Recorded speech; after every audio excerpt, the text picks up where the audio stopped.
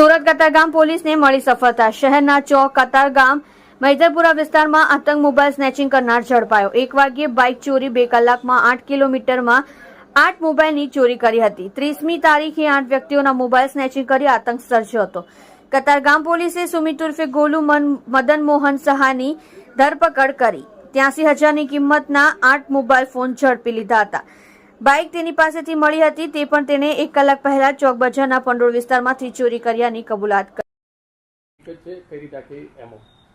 તારીખ 30 ઓગસ્ટના રોજ કતારગામ પોલીસ સ્ટેશન વિસ્તારમાં મોબાઈલ સ્નેચિંગના બનાવો પોલીસના ધ્યાને આવતા સર્વેલન્સ સ્ટાફના અધિકારી તથા કર્મચારીઓએ આરોપીના સીસીટીવી ફૂટેજ મેળવવાનો પ્રયત્ન કરેલ, જેમાં સફળતા મળતા આરોપી સુમિત ઉર્ફે ગોલુ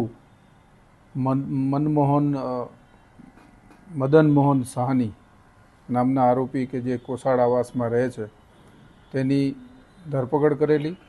આ આરોપી પાસેથી કુલ 8 મોબાઈલ પોલીસે જપ્ત કરેલા અને એની પાસેનું મોટરસાઇકલ છે તે પણ ચોરીનું હોવાનું પૂછપરછ દરમિયાન જણાઈ આવતા બપોરના 1:30 વાગ્યાથી લઈને 2-2.5 કલાકના અરસામાં આ આરોપીએ વાહન ચોરી કર્યા પછી કુલ 8 જેટલા મોબાઈલ સ્નેચિંગના બનાવોને અંજામ આપેલો, જેમાં 4 બનાવ કતારગામ પોલીસ સ્ટેશન વિસ્તારના, 2 બનાવ ચોક બજાર પોલીસ સ્ટેશન વિસ્તારમાં કરેલા છે અને બાકીના જે 2 મોબાઈલ છે જેનું IMEI રન કરાવી અને એના ફરિયાદીનો સંપર્ક કયાથી ફરીથી બીજા કયા પોલીસ સ્ટેશન વિસ્તારના 2 ગુના છે એ તપાસ ચાલુ છે।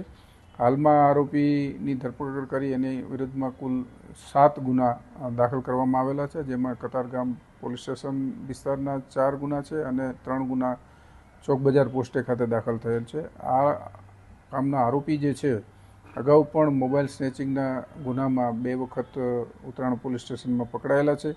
આમ આરોપીનો ગુનાહિત ઇતિહાસ છે, તેથી આરોપીની ધરપકડ કરી વધુ તપાસ હાથ ધરી અન્ય કોઈ ગુનાઓને અંજામ આપેલ છે કે કેમ અને આરોપીઓ સાથે અન્ય કોઈ સહ આરોપીઓ છે કે કેમ એ દિશામાં પોલીસે તપાસ હાથ ધરેલી છે।